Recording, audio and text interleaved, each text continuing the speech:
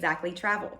A couple of weeks ago, my family and I visited Seagrove, Florida, which is along County Highway 30A in the Florida Panhandle. And I put out a question to you guys to send any questions or comments to me that you have about the area, and that I would pop back on with a video to kind of go over any questions that you had. So wanted to take some time to do that today. So one of the questions that I got was about what are the top things to do in Seagrove or in the 30A area. So I would say number one is beach and pool time. Everybody, wants to go down to the beach with their families, and it's the way that they have it set up at most of the beaches along 30A are you can either bring down your own beach chairs, or they have different services that will set up chairs, umbrellas, and any tables or anything else that you might want to have out there. So that's a good service to have, especially when you're walking down flights of stairs with kids and bags and toys and all that kind of stuff. Another favorite thing to do is to explore all of the different restaurants and shops. There's lots of different ones in the different towns, and definitely we have our favorites, and I'll touch on those in a little bit. Another thing that is a family favorite is bike riding. So if you're driving to the area, you can bring your own bikes with you, or there are tons of different companies that will rent both adult and children's bikes. Some even have the trailers or on the back for kids, or the three-wheel bikes. So there's lots of different options there as well. You can rent golf carts as well to get around the area, depending on where you're staying. We usually like to stay in a beach house rental a little bit closer to the beach, so it's a little bit easier for the various family members that we have vacationing with us to get to the beach. Another question that I had was, where is 30A? What is 30A? So 30A, County Highway 30A, is in the northwest portion of the Florida Panhandle. It's about a 25-mile stretch of road from west to east, and there are different beach towns along 30A, and each of the towns are a little bit different in their architecture and kind of the general vibe that they have there. Different restaurant and shop offerings that they have as well. So going from west to east, there are several different towns. So starting on the west side, you've got Dune Allen and Blue Mountain Beach, which are more of your laid back communities, great for fishing and kayaking, going to the state parks. That really, that's a nice area for that. Continuing a little bit further east, you have Grayton Beach, which was one of the first communities that was developed, and you'll find lots of home rentals there, and they also have a lot of great restaurants in that area. Continuing a little bit further, you've got Watercolor, and there's actually an inn there, the Watercolor Inn, or you can rent homes as well in the area.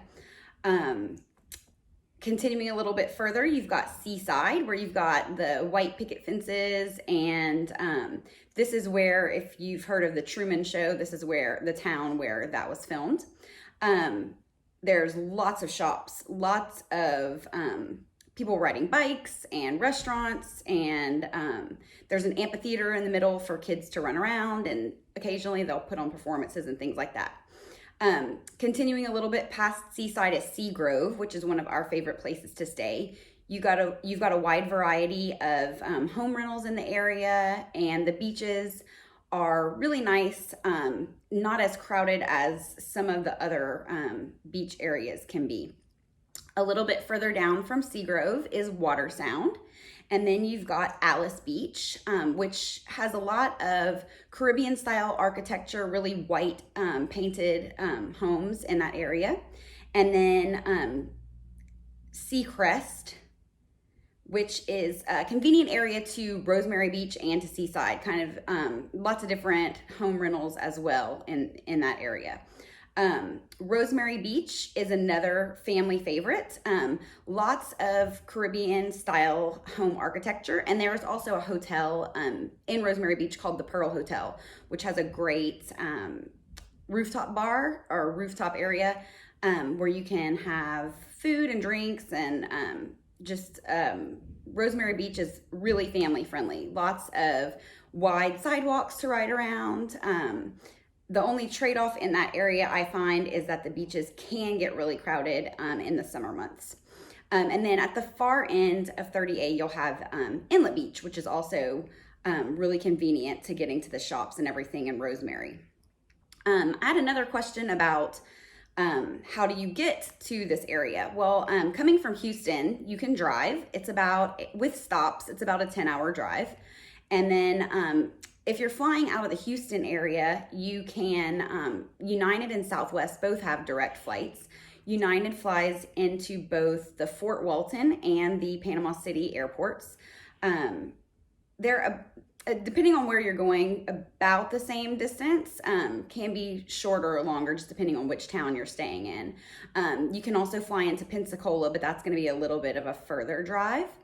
Another question that I had was about favorite restaurants. And there's lots of different restaurants to choose from, whether you're wanting to go and have a sit-down meal or just do takeout, dine in, or sit on a patio somewhere.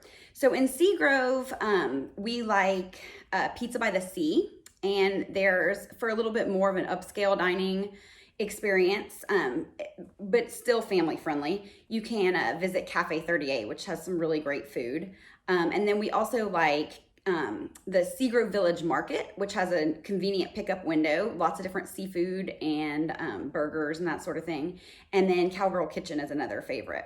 In Seaside, we like Bud and Alley's. That's kind of, they have a nice rooftop deck where you can eat or have cocktails. The Shrimp Shack has great lobster rolls. Great Southern Cafe is another one, has a good menu for both breakfast, lunch, and dinner, and very family friendly. And then the food trucks in Seaside are also great if you just want to pick up barbecue or Greek food. There's also a great snow cone stand there called Frostbites with huge snow cones. And Watercolor at the Watercolor Inn, Fish Out of Water, is another nice restaurant where there's deck seating where you can see the sunset or you can eat indoors. In Grayton Beach, the Grayton Beer Brew Pub is another one. Great, huge indoor and outdoor areas and a really varied menu there. Barago and AJ Seafood are other ones that have been recommended. And then in Inlet Beach, we like Shades, and then there's another little donut shop called the Donut Hole that we like. In Rosemary Beach, there's tons of options as well. If you're looking for something a little bit more for adults or a little bit fancier, Restaurant Paradis is really great, and so is Edwards. Havana at the Pearl Hotel is another great option. If you're just looking for tapas, La Crema is another good spot. And then for adults, Pescado is another spot where you've got the rooftop area and nice views. For kids, the Sugar Shack, you can't pass that up in Rosemary Beach. Great ice cream and root beer floats, candy, all kinds of sugary sweets.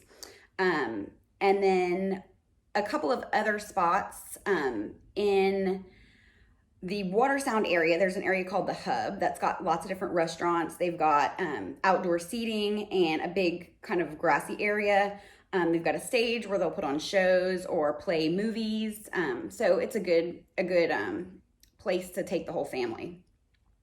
As far as shopping goes, mainly the two areas where we like to shop are in Seaside and Rosemary Beach. In Rosemary Beach, there's a place called Rosemary Beach Trading Company where you can get different things with the Rosemary Beach name on it. So like this little hat here I've gotten there. And then every year we like to get these Christmas ornaments, and they have different designs, and they're dated, and they're just really unique painted ornaments that you can find there. Another fun store for kids is Gigi's. They've got clothes, toys, all kinds of things like that. And then Stellar is another good store kind of for more tween girls, but they also have women's clothes and stuffed animals, jewelry. They've got kind of a whole bunch of different stuff there. And then Pish Posh Patchouli is another interesting store. They've got lots of different soaps and different candles, pajamas, just kind of a really unique little shop there. In Seaside, there's Seaside Style, which is kind of like the Rosemary Beach Trading Company, where you can get things with the Seaside logo, like hats and t-shirts and stuff like that. Then Ducky's is one of my kids' favorites, tons of toys. And then also they've got kids' clothing as well. Another neat little store is Sundog Books, and then it's a bookshop, and then they have a record store as well there. And then one of my favorite shops in Seaside is Fusion Glass. There's lots of different hand-blown glass items, jewelry, these little earrings that I'm wearing today, I picked up there. And then they also have really interesting Christmas ornaments. This is one that we got for this year. So I think that covers pretty much all of the questions that I got. Hope this video was helpful. And if you have any questions about 30A or any other vacation destinations that you're looking for, you can find me at www.exactlytravel.com. Have a great day. Bye-bye.